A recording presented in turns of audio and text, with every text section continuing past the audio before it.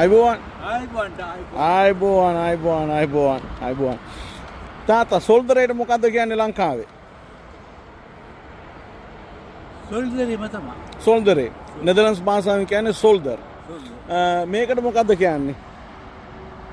Like කණු. නෑ ලම්තෑර්ම කියලා කියන්නේ නැද්ද? ලම්තෑර්ම. නෙදර්ලන්ඩ්ස් වල කියන්නේ මේකට ලම්තෑර්ම්. ලම්තෑර්ම්. අතේ බැඳන් ඉන්නේ මොකද්ද? ඔර්ලෝසුව. ඔර්ලෝසුව. නෙදර්ලන්ඩ් භාෂාවෙන් කියන්නේ හොර්ලෝෂ.